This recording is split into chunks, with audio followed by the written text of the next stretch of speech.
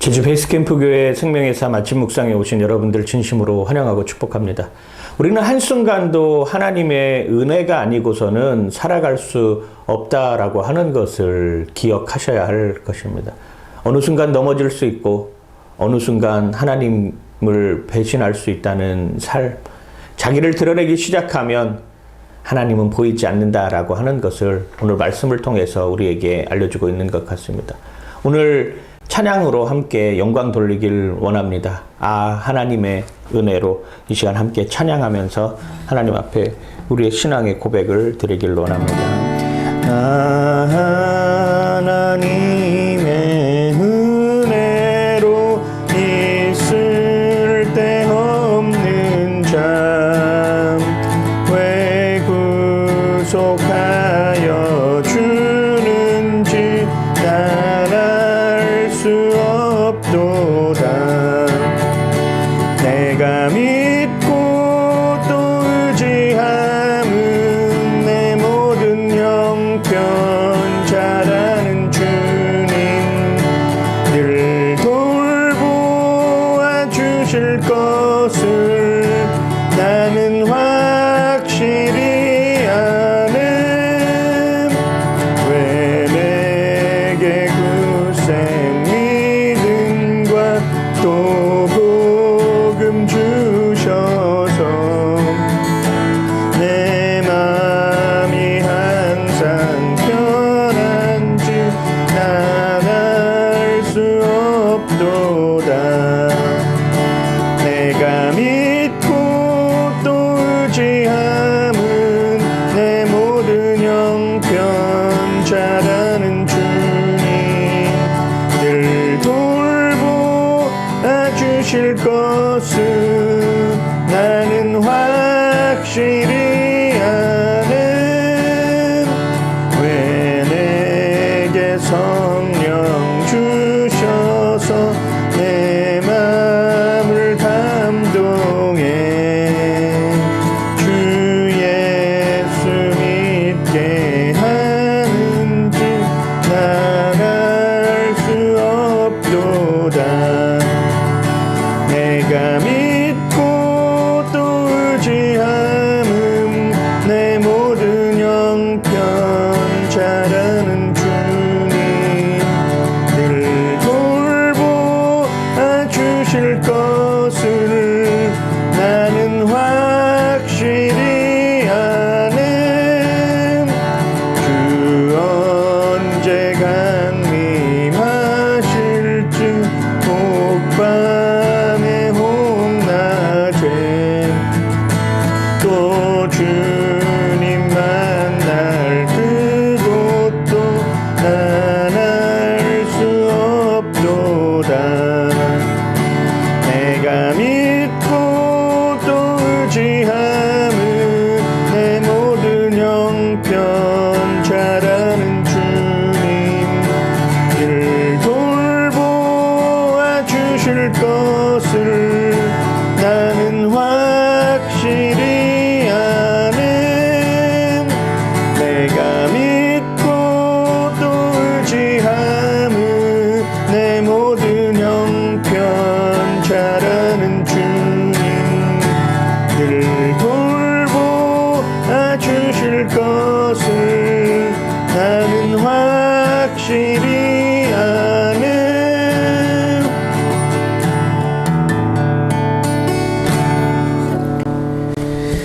오늘 함께 하실 말씀은 사사기 7장 9절에서 25절까지의 말씀입니다. 사사기 7장 9절에서 25절까지의 말씀, 우리 계시된 하나님의 말씀 다 같이 한 목소리로 함께 하도록 하겠습니다. 사사기 9장 7절에서 25절까지의 말씀입니다. 사사기 7장 9절에서 25절까지의 말씀, 우리 계시된 하나님의 말씀 다 같이 한 목소리로 함께 하도록 하겠습니다. 사사기 7장 9절에서 25절까지입니다.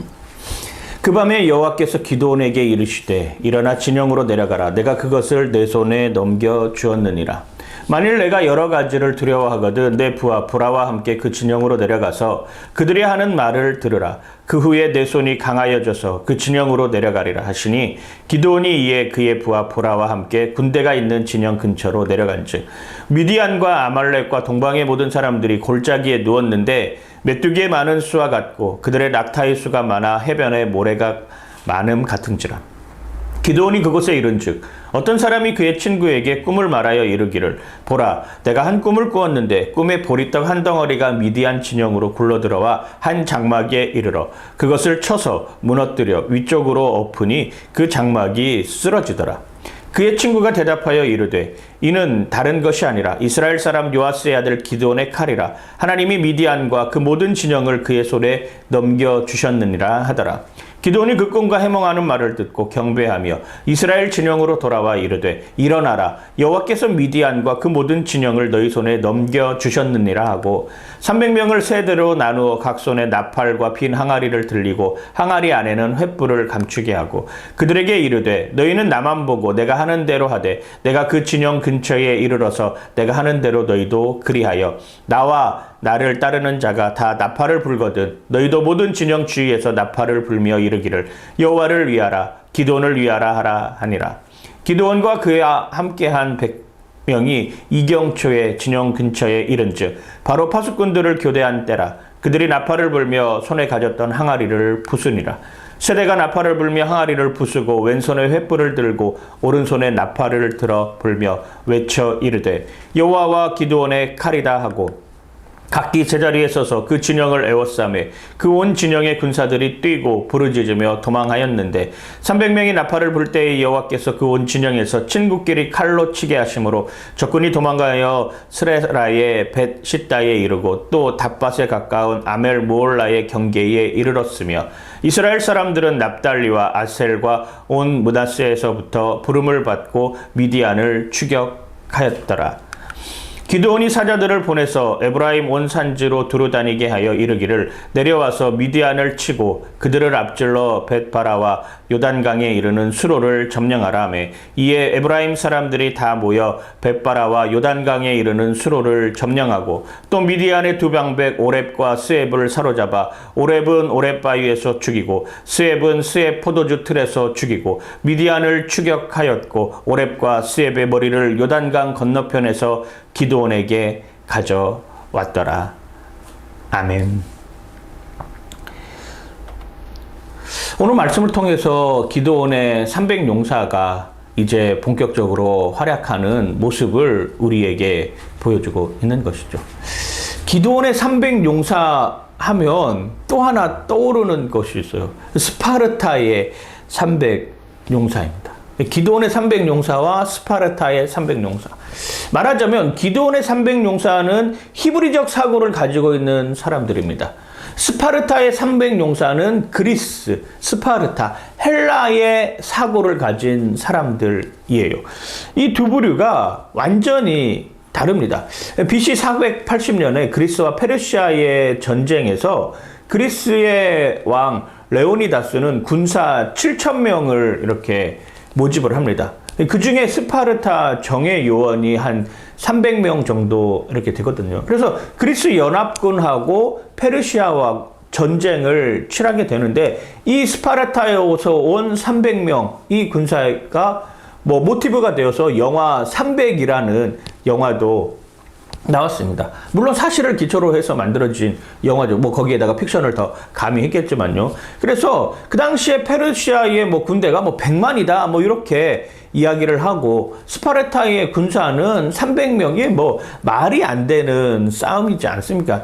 당시에 페르시아 군이 얼마나 많았는지를 이렇게 묘사해주는 장면이 있는데 이 페르시아 군사가 하늘을 향해서 활을 쏘았더니 활이 얼마나 많은지 떠있는 태양을 다 가리웠다라고 이렇게까지 표현하더라고요. 그만큼 많은 인원입니다.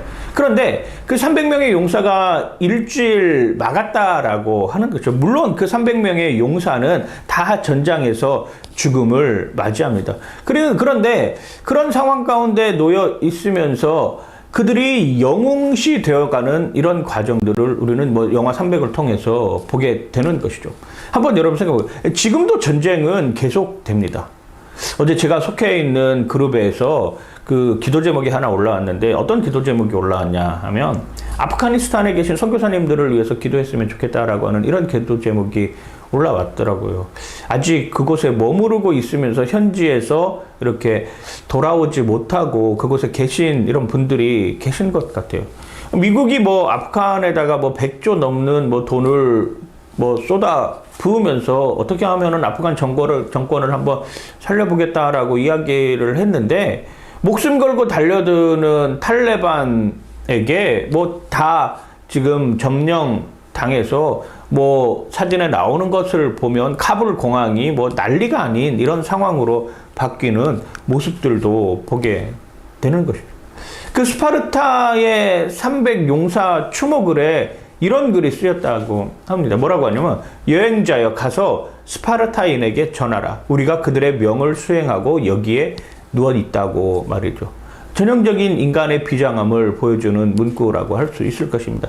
그리스 아테네 스파르타의 300용사들은 정말 영웅들로 묘사가 되죠. 그러나 기드온의 300용사는 전혀 그런 영웅들이 아니다라고 하는 것입니다. 결국 무슨 이야기입니까? 그렇습니다. 성경 속 전쟁 이야기의 주인공은 늘 하나님이다라고 하는 것을 우리에게 알려주고 있는 것이죠. 기드온도 주인공이 아닙니다. 300용사도 주인공이 아닙니다. 전쟁의 승패를 가르고 전쟁의 주인공은 여호와 하나님이시다라고 하는 것, 아도나이 엘 하마라고 하는 것, 아도나이 밀 하마라고 표현했던 그 표현, 전쟁은 여호와께 속한 것이다라고 하는 그 표현이 어쩌면 가장 확실하게 히브리적 사고를 가지고 있는 사람들이 가지고 있는 마음이라고 하는 것이죠. 이것이 히브리적 사고와 헬라적 사고가 다른 거예요. 스파르타의 300용사는 헬라적 사고를 가진 용사들입니다. 그러기에 그들은 영웅시대고 그러기에 그들은 비장한 인간미를 가지고 서 있는 모습으로 우리에게 알려주고 있는 것이죠. 그러나 기드온의 300용사는 전쟁의 영웅이 아닙니다. 그들이 뭐 비장함을 가지고 있거나 어떤 인간적인 면모를 드러내려고 하는 것이 아니라 그 히브리적 사고의 핵심은 전쟁은 여호와께 속한 것이고 이 전쟁의 주인은 기드온도 아니면 이 300용사도 아무도 아니고 여호와 하나님이다라고 하는 것을 갖게 만드는 것이죠. 이게 우리의 신앙의 고백이 되어야 된다라고 하는, 이걸 잊어버리면 자기의 이름을 슬쩍 거기에다가 올려놓는 이런 우를 범하게 되는 것이죠. 오늘 기드온이 그런 상황에 처해 있다라고 하는 것입니다. 사사기 7장 9절에 보면 이렇게 표현하죠. 그 밤에 여호와께서 기드온에게 이르시되 일어나 진영으로 내려가라. 내가 그것을 내 손에 넘겨주었느니라. 만일 내가 내려가기를 두려워하거든 내 부하와 함께 그 진영으로 내려가서 그들이 하는 말을 들으라. 그 후에 내 손이 강하여져서 그 진영으로 내려가리라 하시니 기드온이 기에 그의 부하 부라와 함께 군대가 있는 진영 근처로 내려간 줄, 이렇게 표현을 하고 있습니다. 하나님이 기드온에게 이야기를 했어요. 야, 너 이 전쟁 승리하게 할 거야. 그런데 그 진영이 어떻게 되는지 한번 봐봐라. 너 혼자 가기 힘들면은 저 부라와 함께 같이 가서 그 진영의 동태를 살펴보고 그 진영에서 우리가 어떻게 할 것인지를 하나님께 물어봐라 라고 하는 이 이야기를 전해주고 있는 것이에요. 그래서 갑니다. 그래서 가서 보는데 어떤 광경을 보냐면 이런 광경을 봐요. 미디안과 아말렉과 동방의 모든 사람들이 골짜기에 누웠는데 메뚜기의 많은 수와 같고 그들의 낙타의 수가 해변의 모래가 마름 같은지라라고 이렇게 묘사를 하고 있습니다. 사사기 7장에서 이 계속 많음과 적음에 대한 이야기를 하고 있거든요. 미디안 군대는 정말 메뚜기 떼 같이, 여러분 메뚜기 떼가 한번 휩쓸고 지나가는 이런 장면을 본 적이 있으신가요? 정말 어마무시합니다. 뭐 나만 하는 게 없어요. 그냥 그렇게 많다라고 하는 거예요. 그리고 그 가지고 있는 낙타가 뭐 얼마나 많은지 해변에 모래같이, 물론 뭐 이게 좀 과장된 표현일 수도 있겠지만 그만큼 많다라고 하는 것을 보여주고 있는 거예요. 그만큼 강하다라고 하는 것을 보여줍니다. 그만큼 위협적이다라고 하는 것을 보여주고 있는 것이죠. 그런데 계속 나오는 거지만 기드온의 군사는 어떻습니까? 처음에 32,000명이었는데 주님이 이것도 많다. 이스라엘 백성들을 생각할 때는 이 32,000명도 너무 적은 숫자인데 뭐가 많다라고 하는 것인데 22,000명 두렵고 떨리는 사람들 먼저 돌려보내지 않습니까? 그리고 10,000명 남았습니다. 그리고 10,000명 가운데 또 테스트를 한번 합니다. 가서 물 먹는 것을 보는. 무릎 꿇은 사람 또 7,000명을 보내는 거예요. 마치 바알에게 무릎 꿇지 않은 사람, 남은 자들을 남겨놓는 이런 것을 연상하게 하면서 그리고 다 돌려보냅니다. 7,700명이 탈락이 돼. 그래서 결국 남은 사람들이 300명 아니겠습니까? 이 전쟁은 다른 사람의 이름을 높이는 것이 아니라 여호와께서 저 작은 무리, 저 소수의 사람들을 택하여서 그들을 통해서 일하시겠다라고 하는 결연한 의지를 보여주고 있는 것이죠. 그리고 나서 갑니다. 가서 진영을 두루 살펴보니까 정말 수많은 사람들이 거기에 있는 거예요. 그리고 가서 기드온과 보라가 살펴보는데 거기에 있는 한 보초병이 꿈을 꿔요. 어떤 꿈을 꾸냐면 이런 꿈을 꿉니다. 기드온이 그곳에 이른즉 어떤 사람이 그의 친구에게 꿈을 말하여 이르기를 보라, 내가 한 꿈을 꾸었는데 꿈에 보리떡 한 덩어리가 미디안 진영으로 굴러들어와 한 장막에 이르러 그것을 쳐서 무너뜨려 위쪽으로 엎으니 그 장막이 쓰러졌다라고 이렇게 표현을 하고 있습니다. 한 사람이 꿈을 꾸는 그 모습을 보고 그 친구가 해석을 해줘요. 보세요. 뭐라고 해석을 해주냐면 그의 친구가 대답하여 이르되 이는 다른 것이 아니라 이스라엘 사람 요아스의 아들 기드온의 칼이라. 하나님이 미디안과 그 모든 진영을 그의 손에 넘겨 주었느니라 하더라라고 이렇게 해석을 해줍니다. 우리 꿈보다 해몽, 해몽 이렇게 표현하기도 하는데 우리가 가지고 있는 생각들을 어떻게 해석하느냐 이게 중요하잖아요, 사실. 성경이 우리에게 말하는 것을 어떻게 하나님 편에서 해석할 수 있을까라고 생각하는 거 이게 중요한 거잖아요. 그런 모습들이 우리 안에 있어요. 어떤 사건이 일어났어. 그 사건을 내가 하나님의 관점으로 어떻게 해석할 것인가 여기에 벌써 전쟁의 승패가 달려있는 것 아닙니까? 보리떡이 굴러와가지고 장막에 머무르는 이 장면 뭐 어떻게 보면은 그냥 굴러들어온 돌이 장막에 머물고 있다가 갔다 뭐 이렇게 그냥 이야기할 수도 있잖아. 아무 일도 일어나지 않을 거야 라고 이렇게 이야기할 수 있지만 그 해석은 이렇게 달라지는 것이죠. 저 보리떡은 기드온의 칼이고 그 보리떡이 저 장막을 다 무너뜨리게 만드는 것은 미디안 백성들을 다 무너뜨리게 하는 거야 라고 하는 이 메시지로 받아들이는 것이죠. 그래서 기드온은 확신을 갖고 이제 나아가기 시작하는 것입니다. 보세요. 기드온이 그의 꿈과 해몽하는 말을 듣고 경배하며 이스라엘 진영으로 돌아와 이르되 일어나라. 여호와께서 미디안과 그 모든 진영을 너희 손에 넘겨주셨느니라 하고 이렇게 표현을 하고 있습니다. 여기 나오는 일어나라 라고 하는 표현은 마치 그런 모습이에요. 전쟁에 나갈 때 이스라엘 백성들이 법궤를 제일 처음에 앞세우고 나갑니다. 제사장들이 그 법궤를 매는데 레위인들이 법궤를 매잖아요. 그 법궤를 메고 이제 일어서는 장면을 묘사하고 있는 것이죠. 이 일어나라라고 하는 표현은 시편 7편 3절에 보면 이렇게 표현을 합니다. 여호와여 일어나소서, 나의 하나님이여 나를 구원하소서. 주께서 나의 모든 원수의 뺨을 치시며 악인의 일을 꺾으셨나이다 라고 하는 이런 모습하고 일맥상통한다 라고 하는 것이 일어나라 라고 하는 것은 여호와여 이제 우리가 전쟁에 나가겠습니다. 여호와께서 앞장서서 전쟁에서 승리할 수 있도록 이끌어 주시옵소서. 이 전쟁은 여호와께 속한 것입니다. 그러니 일어나 나아가게 하여 주시옵소서. 이렇게 표현을 하고 있는 거예요. 보세요. 마가복음 14장 42절에 보면 이런 표현이 있어요. 일어나라 함께 가자 보라 나를 파는 자가 가까이 왔느니라. 예수님이 십자가를 지고 가시는 그 순간에서 제자들과 함께 깨어서 이제 일어나서 내가 저 십자가를 통하여서 영원한 구원과 영원한 편안과 영원한 안식을 허락해 주겠다라고 하는 그 모습으로 나아가는 것, 이런 걸 일어난다라고 표현을 합니다. 부활하신 주님이 일어나는 거예요. 죽음에서, 사망에서 일어나서 세상의 모든 권세 잡은 자들을 이겨내는 것입니다. 이게 바로 일어나라라고 하는 표현 안에 다 포함되어 있는 것 아니겠습니까? 그때 일어나서 어떤 행동을 취합니까? 300명을 세대로 나누어 각 손에 나팔과 빈 항아리를 들리고 항아리 안에는 횃불을 감추게 하고. 여러분, 나팔, 항아리, 횃불 이 세 가지가 주어져 있습니다. 전쟁의 무기라고는 하나도 없어요. 칼과 창과 단창은 없어요. 골리앗이 가지고 있는 그 방패도 없습니다. 그런데 이 나팔과 항아리, 횃불, 전쟁하고는 전혀 상관이 없는 것 같은 이것을 통하여서 하나님을 전적으로 의지하라라고 하는 것을 보여주는 거예요. 다윗이 골리앗을 물리치러 나갑니다. 그러면서 이야기하는 것이 무엇이에요? 너는 칼과 창과 단창으로 내게 나오거니와 나는 내가 모욕하는 만군의 여호와의 이름으로 내게 나아가노라라고 이야기를 하고 있다라고 하는 것이죠. 다윗의 손에는 물맷돌 하나 있는 것입니다. 전쟁의 무기인 칼과 창과 단창, 방패는 없었어요. 그런데 결국 골리앗은 다윗 앞에 무너지잖아요. 그리고 골리앗이 가지고 있던 칼, 그걸로 골리앗의 목을 베는 것입니다.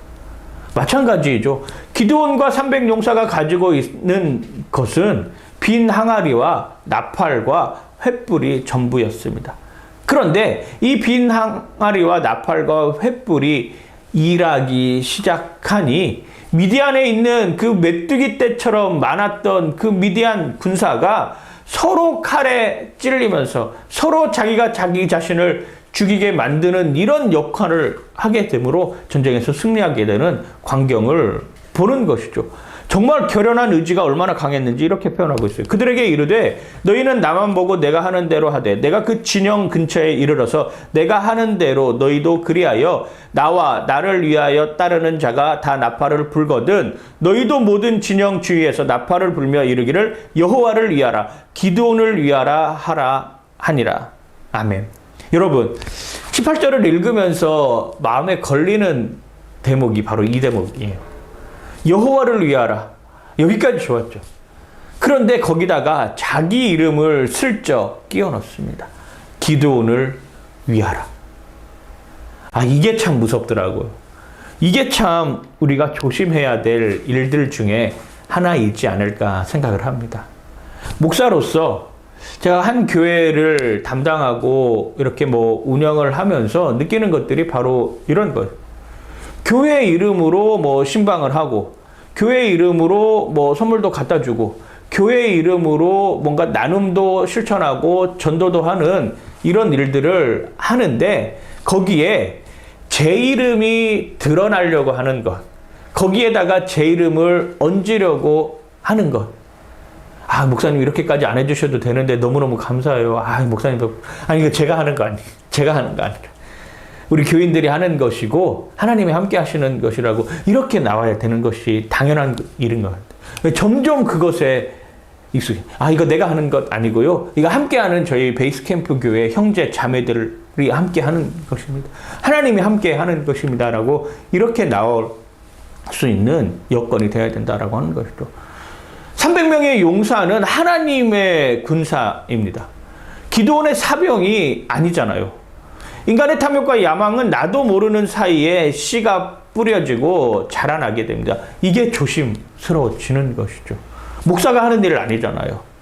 성도들이 다 헌금한 것 가지고 하는 것 아니겠습니까? 그 성도들이 다 헌금한 것 가지고 전도하는 거고, 성도들이 다 헌금한 것 가지고 나눔도 실천하는 것이고, 성도들이 다 헌금한 것 가지고 서로가 서로에게 필요한 것들을 나눠줄 줄 아는 이러한 여건들이 우리 안에 터져 나온다라고 하는 것이죠.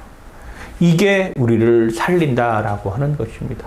이게 우리가 하나님 앞에 설 수 있도록 그 여건을 마련해 준다라고 하는 것이죠. 목사가 하는 것 아니잖아요. 어디 선교